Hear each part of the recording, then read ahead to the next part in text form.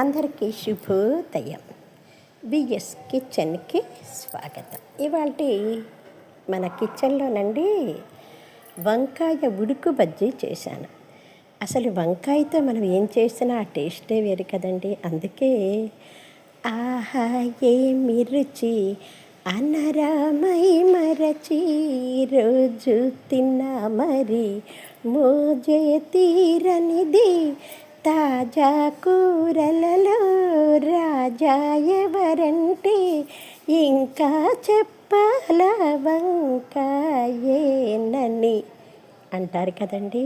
అంతేనా? వంకాయ వంటి కూర పంకజముఖి సీత వంటి భార్య అన్నారు కదండి. సుగుణవతి సౌశీల్యవతైన సీతాదేవి లాంటి భార్య దొరకటం మగవాడికి ఎంత అదృష్టమో.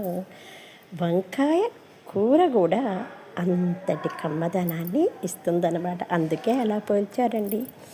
సరే, విషయానికి వద్దాము. ఇవాళ వంకాయ ఉడుకు బజ్జీ చేశానని చెప్పాను కదండి.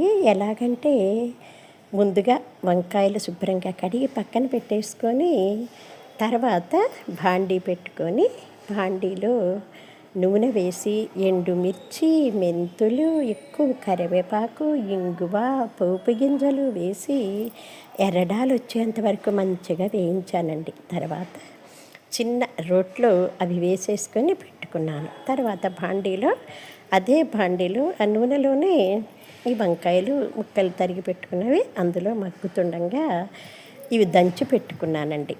తర్వాత చింతపండు కొంచెం తీసుకొని మంచిగా కడిగేసేసి ఒక గిన్నెలో నానబెట్టి రెడీగా పెట్టాను. దాంట్లో ఒక బెల్లం ముక్క కూడా వేసేసాను అన్నమాట. కొంచెం నానాలి కదండి, అందుకోసమని.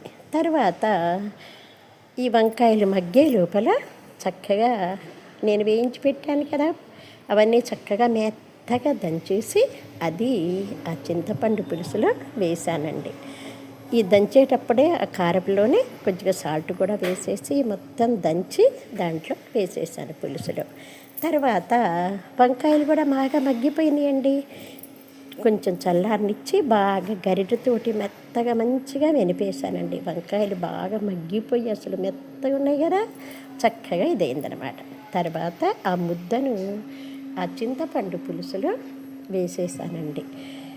మంచిగా కలిపేసేసి పెట్టానండి. మా వారికి అసలు ఎంత బాగుందన్నారోనండి. మీరు కూడా మరి ట్రై చేసి చూడండి. ఇంకొక విషయం అండి, అసలు ఈ వంకాయలు అలా గరిటెతో కలిపే బదులు అసలు చేతితోటి ఇలా పిసికేసినా కానీ చాలా బాగుంటుందన్నమాట. అది ఎవరిష్టాన్ని బట్టి వాళ్ళు చేసుకోవచ్చండి. చక్కగా ఇది 2 రోజులు నిల్వ ఉంటుందండి. ఇంగువ పోపు వేసాను కదా, చాలా మంచిగా కమ్మటి వాసన వస్తుంది. పైగా అందులో మెంతులు కూడా వేసాను కదండి, చాలా బాగుంటుందండి. ఈ వంకాయ ముక్కలు ఇలా చేతిలో పిసికేసినా సరే లేదా గరిటెతోటి ఇలాగా కలిపేసినా కానీ బాగానే ఉంటుందన్నమాట. ఎందుకంటే వంకాయ ముక్కలు బాగా మెత్తగా అయితేనే టేస్టీగా ఉంటుందన్నమాట. టేస్టీ వంకాయ ఉడుకు బజ్జీ రెడీ. మరి ట్రై చేసి చూడండి. మీరు కూడా ఎలా ఉందనేది కామెంట్స్ పెట్టండి. నచ్చితే ఒక్క లైక్ అండి. నలుగురికి షేర్ చేయటం మాత్రం మర్చిపోవద్దండి, ప్లీజ్ అండి.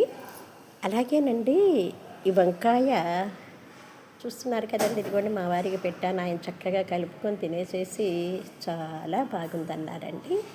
నిజంగానే చాలా టేస్టీ.